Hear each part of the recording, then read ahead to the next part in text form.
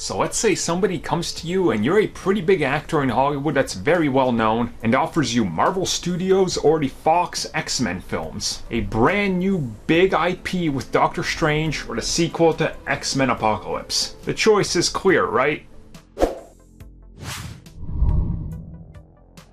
So you would think if Marvel Studios comes to you, after the huge success of the Avengers and Age of Ultron is on the way, and you have other films that are right around the corner, that if they offer you a role, you're pretty much blessed and you should jump right on it.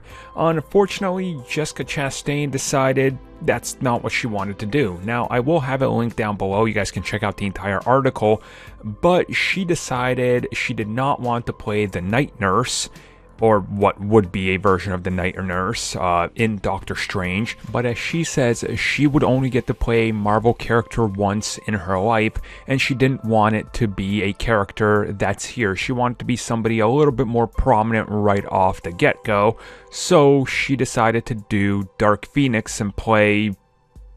I don't remember that character's name, but Dark Phoenix. Ooh. Now, obviously, this is commonplace in Hollywood. Sometimes you're like, well, look, I would like to be in something for this studio, but what they're giving me just isn't really worth it, or I don't think it's the correct one, or something along those lines. I mean, if you look at the Eternals, Kumail, he was originally going to be in Agents of S.H.I.E.L.D., but he ended up losing that role, and it was supposed to be like a minor role, and he was devastated, but now he's going to be one of the Eternals. So again, things can always change for the better, and who knows, maybe she made the right choice, maybe she didn't, we don't really, obviously she didn't, she was in Dark Phoenix, and good God, that movie was absolute garbage, but ultimately, maybe somewhere down the road, they'll cast her as somebody else. We just don't know, right? So things always have a tendency to come back around to these actors that they've been after for a while. And as it's revealed, it was kind of Derrickson's pick, so who even knows if Marvel Studios was all agreeing on it? And I guess we'll never know, but I'm assuming at some point they'll get her for something in Marvel Studios.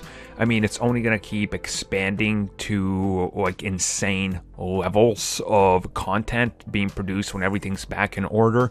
So again, not really a big loss for us, but Dark Phoenix was kind of a big loss for everybody, so I guess that kind of doesn't make sense.